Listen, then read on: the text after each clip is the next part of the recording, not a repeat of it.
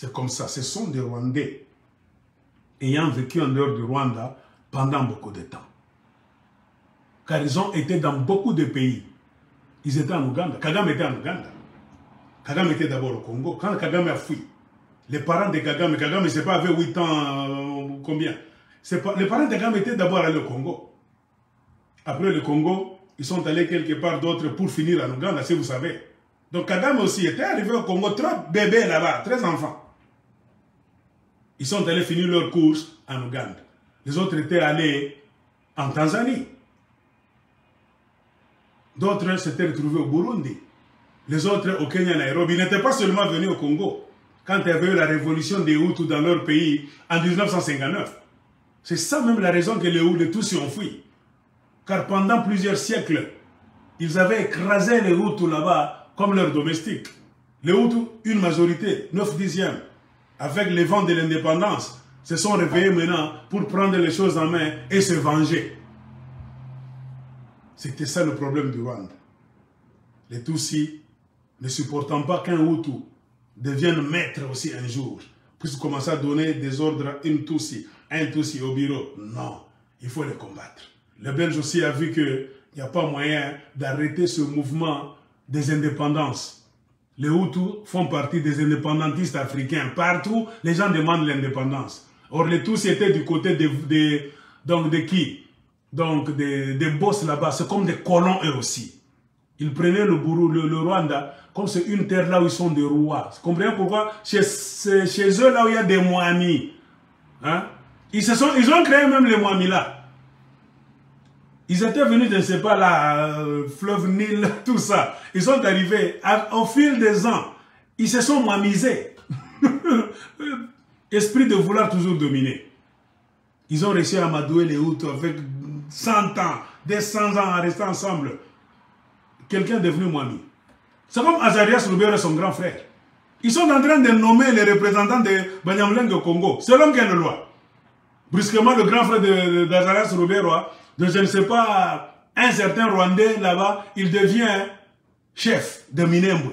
C'est comme ça qu'ils ont fait au Burundi et au Rwanda des siècles passés. Ils sont devenus des rois. Et si vous suivez l'ordre de venue, selon l'ordre d'arrivée, les premiers à être là-bas, c'était des Toua, que ce soit au Burundi et au Rwanda. Des Toua. Ce sont des pygmées. Au Congo, nous les appelons les Mbote. Les Occidentaux, la langue française appelle les pygmées. Ça vient de quoi? Du grec. Pygmée, c'est-à-dire court là, chétif. Les Tois étaient là. À un moment donné, certaines personnes sont venues du Soudan. Les Bantous et les semi-Bantous. Deuxième arrivée.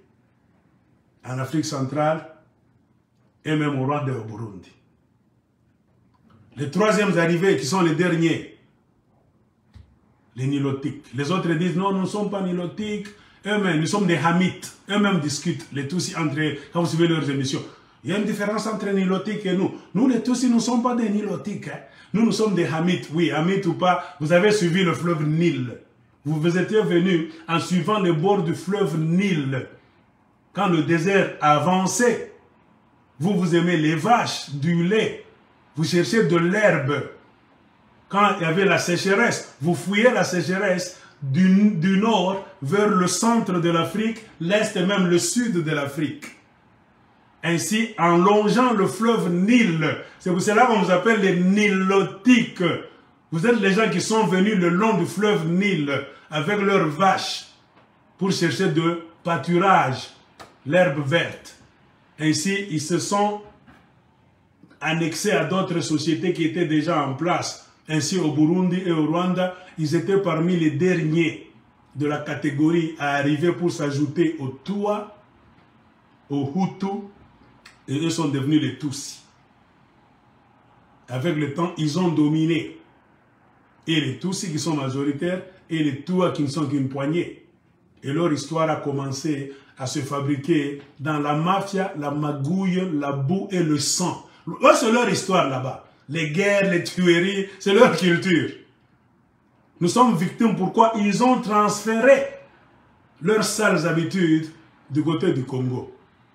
Les Congolais, nous n'avons pas cette culture là-bas des guerres inutiles. C'est pourquoi nous sommes toujours en train de rêver. Au lieu de changer de cap, papa, prenez aussi les armes. Les Congolais sont toujours en train de rêver pendant 50 ans des rêves. Ces gens-là n'arrêtent jamais de guerres. Si vous ne les faites pas arrêter, lisez leur histoire. Il faut être des braves. Pas, ils vont arrêter la guerre. Le jour où vous allez les tabasser aussi, les tuer en masse, ils vont fuir. Les négociations, ils vous ont infiltré. Chaque négociation, aux politiques, les militaires, tout ça. Ils entrent au Congo.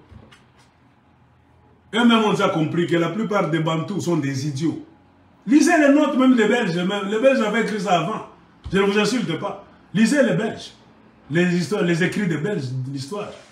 Le Belge lui-même disait qu'un Bantou est idiot. Les Belges ont préféré travailler avec les Tutsis. Ils sont souples. Ils font des histoires là-bas, même il faut massacrer, malhonnêteté. Papa, ils sont rapides. Un Bantou, oh, il va rêver, non, ce n'est pas bien. C'est vrai, l'homme blanc aussi est venu voler là, en Afrique.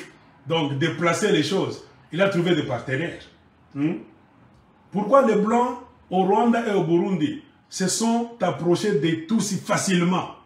Parce qu'ils ont rencontré les Tutsis qui étaient les troisièmes venus. Ils ont réussi à écraser la majorité des Hutus. Ils ont créé des chefferies, des royaumes, des Mwami. Ils se sont fait Mwami par la force. Même la majorité des Hutus là-bas adoraient ces Mwami Tutsis récemment venus. Donc en bref, les Tutsis ont dominé. Or, l'homme blanc est aussi venu faire quoi? Dominer. Il a trouvé des dominateurs en avance qui sont en train de jouer le rôle que lui est venu jouer aussi. Automatiquement, le Belge, pour ne parler que du Rwanda et du Burundi, qu'on a pris de l'Allemagne, le Belge a vu en des Tutsis qui de potentiels alliés. Vous êtes moins nombreux, charismatiques, vous avez réussi à subjuguer la foule, la masse des Bantous que vous appelez Hutus chez vous. Donc, nous n'allons pas avoir beaucoup de choses à faire au Rwanda et au Burundi. Car nous vous avons déjà rencontré, vous les Tutsis, vous avez mis toutes choses en ordre. Vous avez fait taire cette grande masse de Bantous comme des moutons, comme des vaches. Donc, pas de problème. L'homme blanc a vu que faisons-nous alliés des Tutsis.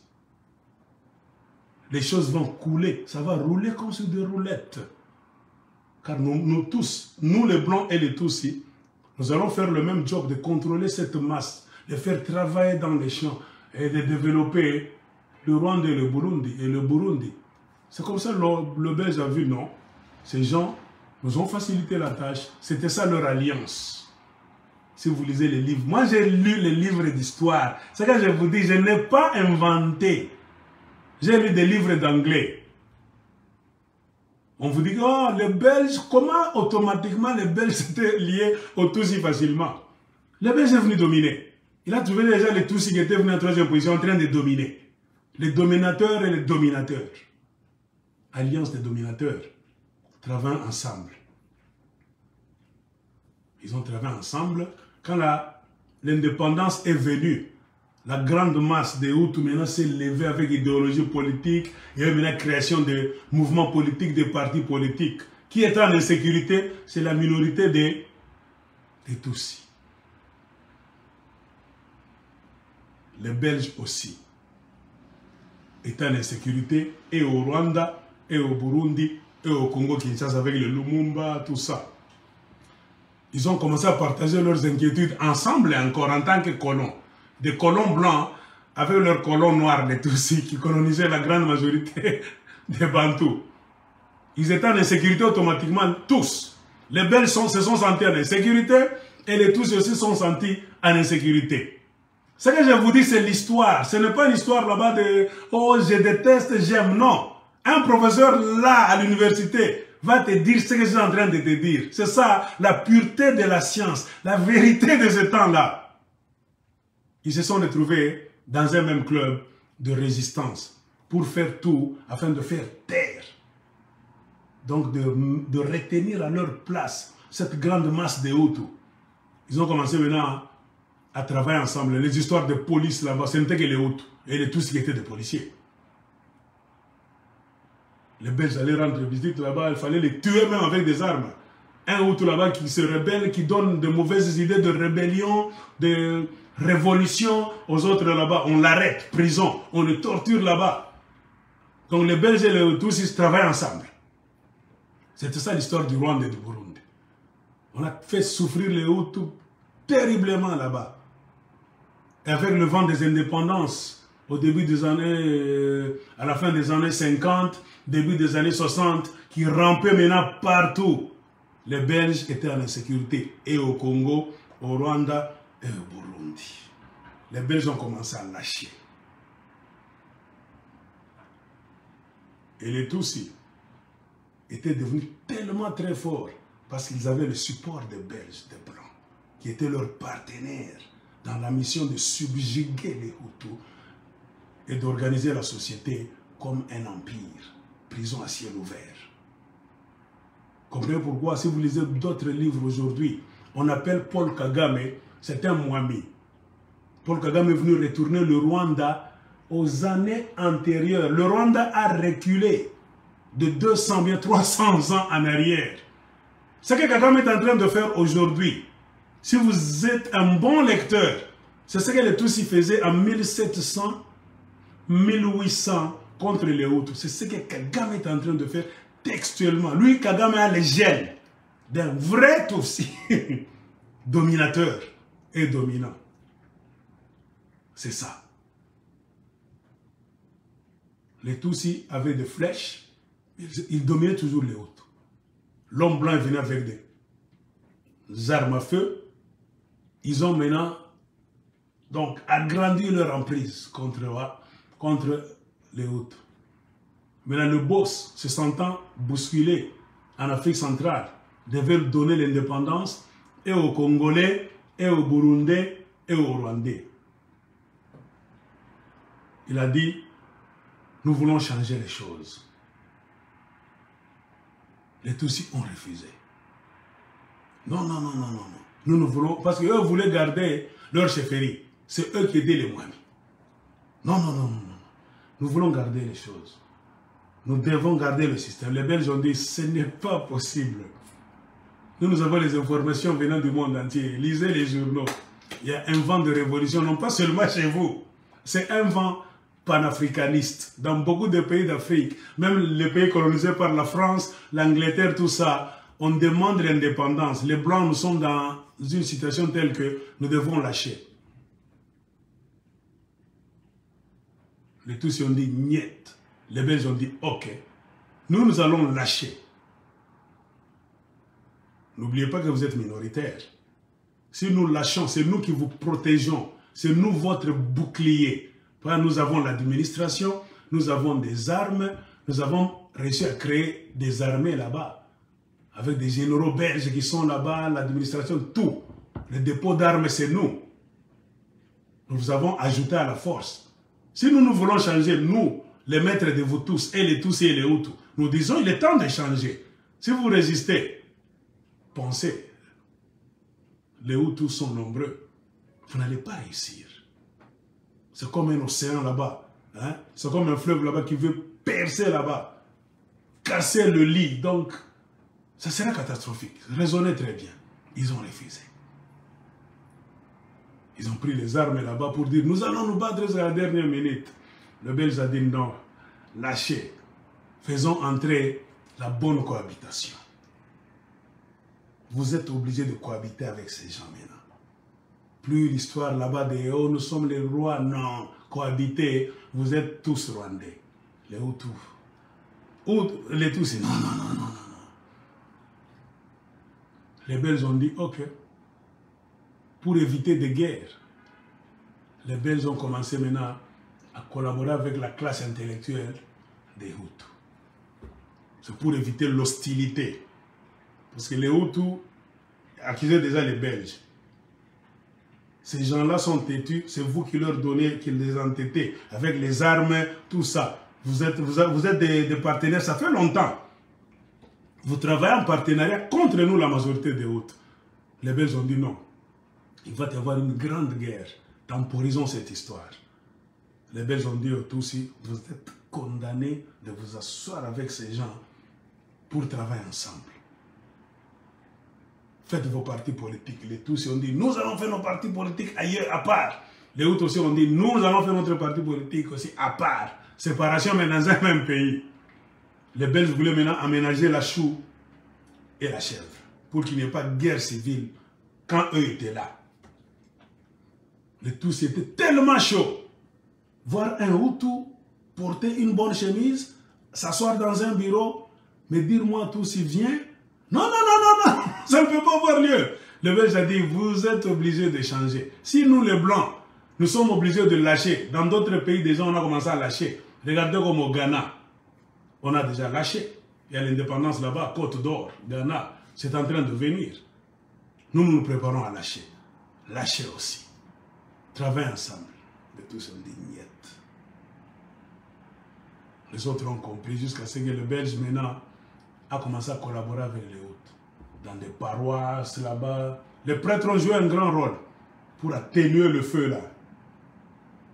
Les Hutus, les Tutsis maintenant, mécontents, esprit rebelle, prenaient maintenant des armes.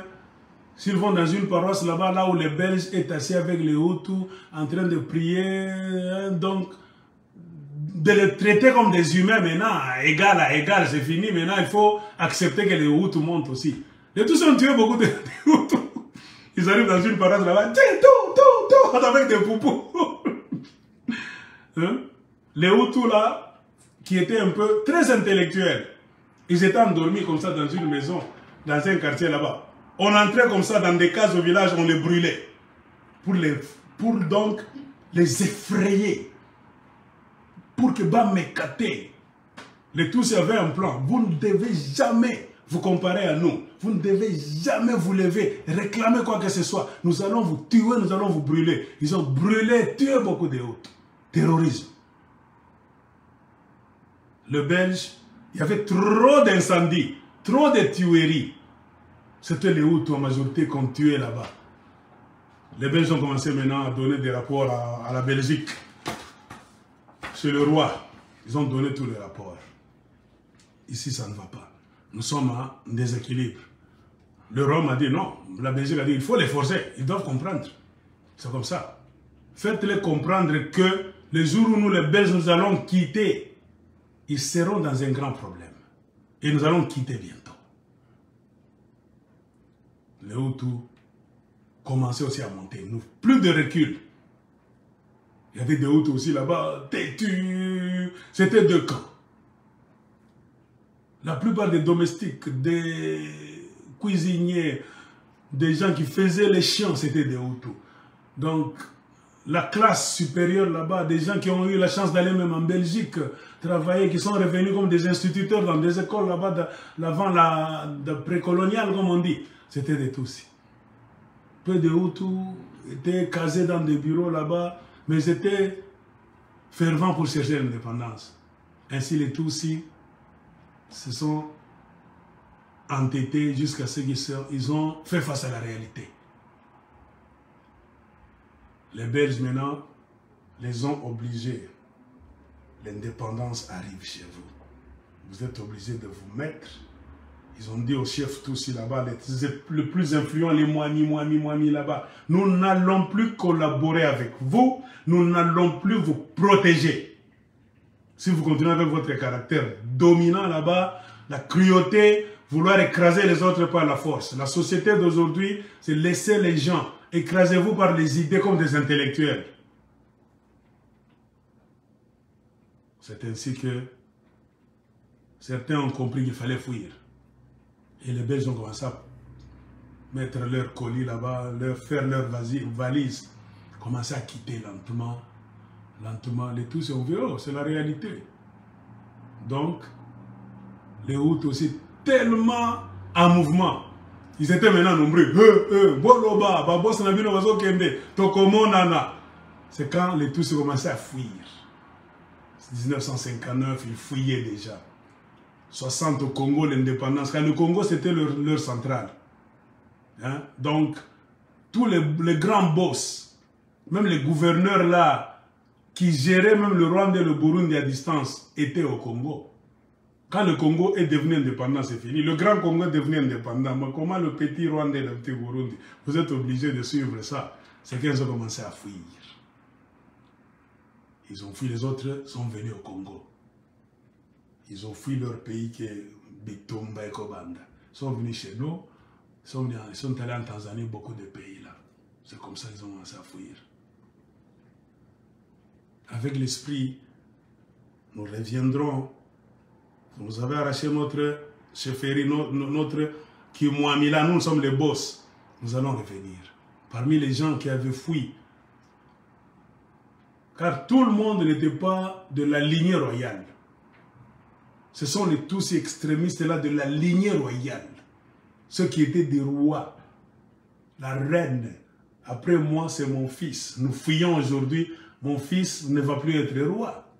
Ils sont allés avec le titre de roi là-bas en Belgique, dans d'autres pays. Il savait que c'est moi le roi. Son père meurt au Kenya, Nairobi. Il sait que c'est moi qui allais régner au Rwanda à cet instant.